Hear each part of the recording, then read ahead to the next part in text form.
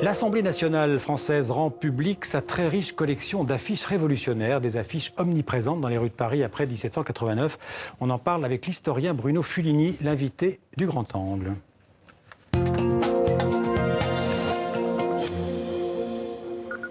Bonjour Bruno Fulini. Bonjour. Bienvenue sur TV5 Monde. Alors vous êtes historien, je viens de le dire, féru de l'histoire politique française et vous avez coordonné l'ouvrage consacré aux affiches de la Révolution française. La Révolution s'affiche.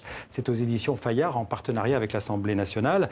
Et d'abord un point d'histoire. Vous dites dans ce livre que la grande date de 1789, c'est pas le 14 juillet comme tout le monde le croit, la prise de la Bastille, mais ce serait plutôt le 17 juin qui est en fait la création de ce qui deviendra l'Assemblée nationale. Oui, c'est dans la préface de Richard Ferrand, le président de l'Assemblée nationale, qui rappelle qu'effectivement, ce qu'il y a de vraiment complètement nouveau en 1789, c'est que se constitue un corps nouveau qui est l'Assemblée nationale, c'est-à-dire que les députés du tiers-État, plus quelques autres du clergé et de la noblesse, considèrent qu'ils représentent la nation. Le roi n'est donc plus la seule incarnation de la nation, il doit composer avec un parlement. Ça, c'est complètement nouveau, complètement révolutionnaire. Alors, le roi, on va en reparler dans quelques instants au travers de ces affiches. La Révolution donc de 1789 et des années qui suivent, parce que l'exposition et le livre vont jusqu'en 1798. Exactement. Pourquoi? Parce que c'est en 1798 que les députés viennent s'installer au Palais Bourbon. Voilà. C'est les députés au Conseil des 500. Il faut bien penser que la Révolution, c'est pas seulement 1789, c'est une période qui dure 9 ans et qui est très riche. L'exposition permet d'aller de 1789 à la fin du Directoire. Alors on va se balader un peu dans le livre, mais c'est un livre et c'est aussi une exposition à l'Assemblée nationale. Exposition qui commence demain à l'occasion des Journées du patrimoine et qui se poursuivra jusqu'au 15 novembre. C'est cela. C'est une exposition gratuite et ouverte à tous sur simple inscription. Les modalités sont indiquées sur le site de l'Assemblée nationale. Alors, on va commencer à regarder certaines de ces affiches. D'abord, d'où est-ce qu'elles viennent, ces affiches révolutionnaires? En fait, elles viennent du Palais Bourbon. Il y a eu, sous la Révolution, un personnage extraordinaire qui s'appelait Portier de l'Oise. Donc, il a siégé à la Convention, au Conseil des 500. C'était un parlementaire, effectivement. Alors, c'était pas un grand orateur, mais c'était un homme plutôt travailleur. Et puis, c'était surtout un collectionneur acharné. Il a passé sa vie à rassembler des documents révolutionnaires et à sa mort, eh bien, sa veuve a proposé à la bibliothèque du Palais Bourbon une collection fabuleuse, 472 volumes reliés de documents, de libelles, de tracts et surtout 2351 affiches, des affiches grand format dont certaines n'existent plus aujourd'hui qu'à un seul exemplaire connu au monde, eh bien celui de cette collection Portier de l'Oise. D'accord. Et tout ça, on le retrouve dans l'exposition? L'exposition est tirée de cette collection, c'est-à-dire que ces affiches ont finalement, comment dirais-je, le don de nous raconter la Révolution. C'est le fil conducteur de cette exposition, d'où le titre « La Révolution s'affiche ». Alors, il y a plein de thématiques, on peut aborder ce livre par plein de thématiques différentes. Les fake news, par exemple. On pense que les fake news, c'est quelque chose qui est vraiment contemporain, mais il y avait déjà des fake news au XVIIIe siècle. Oui, parce que la rumeur... On voit, par exemple... bien sûr, la rumeur est reine dans les rues et au moment de la Révolution, les calomnies. Voilà, on voit calomnies confondues. Exactement. Là. Par exemple, on trouve des affiches accusant les révolutionnaires de fabriquer des vêtements en peau humaine avec les corps des guillotinés. Alors on a l'affiche qui le dénonce, l'affiche qui le dément, les on-dit. Il y a plein de rumeurs, il y a plein de fake news. Et d'ailleurs certaines ont toujours cours aujourd'hui sur les sites royalistes. C'est assez étonnant. Alors on va regarder d'autres affiches étonnantes de ce livre, de l'expo. Donc, par exemple, la convocation des électeurs pour la première Assemblée nationale. Alors, on va voir l'affiche, j'espère qu'on va la voir. Voilà, donc commentez-la avec nous, vous la voyez en même temps. Donc, convocation des électeurs, ça date du 15 août 1791. Et donc, en fait, c'est l'appel aux gens pour qu'ils aillent s'inscrire, aux citoyens, pour qu'ils aillent s'inscrire à cette première élection. Oui, parce que dans cette collection, vous avez deux catégories d'affiches. Vous avez les affiches officielles, comme celle-ci, qui sont sur fond blanc. Et puis, vous avez les affiches qu'on pourrait dire militantes, alors là, qui sont sur des papiers de couleur. Et là, vous avez de tout, de simples citoyens ou des clubs, qui sont les ancêtres des partis politiques. Ici, nous avons, vous voyez, département de Paris, une affiche officielle qui convoque les électeurs pour le 15 août 1792.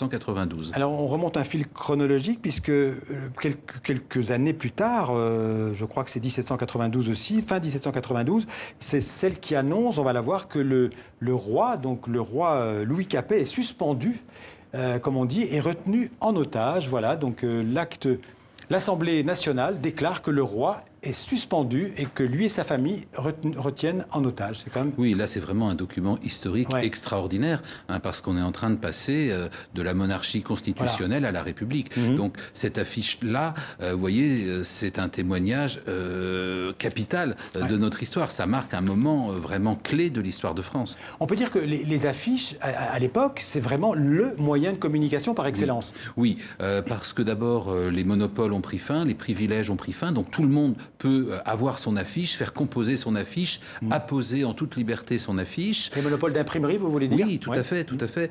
Et puis, il faut bien se rendre compte aussi qu'on est à une période où encore beaucoup de Français ne savent pas lire ou très mal. Voilà. Et donc l'affiche, qu'est-ce que c'est? À un moment aussi où les journaux coûtent très cher, eh bien, c'est un journal mural. C'est-à-dire que lorsqu'une affiche est apposée sur un mur, ceux qui savent lire la lisent à haute voix, le peuple s'assemble et la controverse a lieu dans la rue, comme elle a lieu dans les hémicycles des assemblées révolutionnaires. Donc il y a une démultiplication du débat démocratique dans les rues de Paris, dans les rues des grandes villes. Et ces affiches-là, ce sont finalement des moyens d'échange, des médias entre les élus et les électeurs qui interpellent les élus, parce qu'ils veulent que ça aille plus vite, qu'on révolutionne un peu plus, et puis les élus qui rendent compte de leur mandat, qui dénoncent les fausses rumeurs, qui font savoir ce qu'ils ont voté. On peut vraiment dire que l'affiche a joué un rôle dans la Révolution et dans les années qui ont suivi la Révolution. Ah oui, l'affiche est capitale. Alors dans les années qui suivent la Révolution, une censure très lourde va s'abattre. Mais dans ces années 1789 à 1798, il y a une liberté incroyable. Nous avons même trouvé une affiche d'un simple citoyen qui dément le fait qu'il soit un voleur de femmes. Ses voisins l'ont accusé d'être un voleur de femmes, il explique qu'il n'en est rien. Donc on est à la fois dans la très grande histoire et puis parfois dans le pittoresque, dans des choses qui font un peu sourire. Et tout cela, c'est la même période, ce sont les Français de la Révolution. Alors on continue avec les malheurs du roi, hein, celle qui annonce que le roi Louis XVI va être jugé. Voilà, donc le moment de la justice est enfin venu. Louis Capet, donc Louis XVI, hein, c'est son nom de famille, Capet. Hein, exactement. Va être jugé. C'est aussi donc l'annonce officielle du début du procès du roi. Ça doit dater de fin 1792, j'imagine. Et puis, on va passer à... Oui, alors, beaucoup d'affiches concernent aussi l'égalité homme-femme, parce que c'est une époque où c'est vraiment un sujet d'actualité. Tout à fait. Par exemple, celle-là est très drôle. Nécessité du divorce prouvée par l'exemple des rois de France. En effet, il y a un débat qui va aboutir à la première légalisation du divorce et ça donne lieu à l'émission de toutes sortes d'affiches. De la même façon, les dames de la Halle vont interpeller ces messieurs qui siègent dans les assemblées pour faire connaître leurs récriminations. Et puis il y a aussi une femme, Olympe de Gouges, voilà, qui est sans doute celle qui a rédigé cette affiche. Enfin, la première affiche, elle a rédigé une affiche qui s'appelait Réclamation des femmes. Et donc, comme on se répond, il y a une affiche réponse à la réclamation des femmes. Dans cette collection, on trouve des fois des successions d'affiches qui se répliquent, comme aujourd'hui sur un plateau, deux antagonistes dialogueraient finalement. Parfois même un dialogue à l'intérieur de la même affiche. Alors ça, c'est très beau. Oui, on a ce genre d'affiches comme des petites pièces de théâtre. Nous avons même une affiche qui interpelle le passant. Et donc, il y a un dialogue entre l'affiche et le passant. Justement, c'est très beau. On va en voir quelques-unes sur la liberté, sur l'importance de s'informer, parce que c'était aussi un appel aux citoyens à lire. Arrêtez-vous et lisez. Il y en a plein, il y en a plusieurs. Hein. On va voir la suivante, on peut la montrer maintenant. Voilà, passant, arrête et lis. C'est quand même assez, c'est fantastique quand on voit ça aujourd'hui. Ici ce dont peut-être tu ne t'es pas encore douté. Voilà. Veuillez lire et penser, il y va du salut public. Magnifique. Hein, c'est splendide. Et d'autant qu'on sent bien que ces affiches, elles sont faites aussi pour être déclamées. Elle est apposée sur le mur et il y aura forcément un crieur pour la déclamer devant la foule. Ça veut dire qu'il y avait tous les murs de Paris étaient couverts d'affiches. Il y avait beaucoup d'affiches dans Paris. Oui, les descriptions qu'on a du Paris de l'époque montrent un Paris tout en couleurs. Il y a de véritables croûtes d'affiches avec ces affiches de toutes les couleurs. Et c'est pour ça que la collection Portier de l'Oise est si précieuse, c'est que ces affiches étaient vite recouvertes ou déchirées, sans compter la météo. Leur durée de vie dans la rue était très brève. Il n'y a pas de dépôt légal pour les affiches. Portier de l'Oise, en allant chercher ces affiches, parfois même à l'imprimerie, ce qui fait qu'on en a qui sont état neuf, eh bien, a sauvegardé ces témoignages uniques de la Révolution française et du débat de l'époque. Oui, c'était vraiment un conservateur compulsif, enfin, un collectionneur compulsif. On va voir l'affiche de la première loi, en tout cas, ou l'une des premières lois qui a été ratifiée par l'Assemblée nationale. Elle est assez intéressante. Je ne pense pas que ce soit celle-là. C'est celle où il est marqué loi avec un point derrière. Et c'est la première loi qui donc n'a pas été ratifiée par le roi. mais par l'Assemblée nationale. Malheureusement, on me dit qu'on ne l'a pas. On va passer alors à un autre manuscrit absolument magnifique qui est dans le livre, c'est le manuscrit de la Marseillaise, écrit de la main de Rouget de L'Isle. Là, voilà. Tout à fait. Donc ça, c'est aussi un document assez unique. Avec sa signature. Alors, c'est pas le manuscrit originel, c'est la mise au net de ce qu'il considère comme les paroles définitives.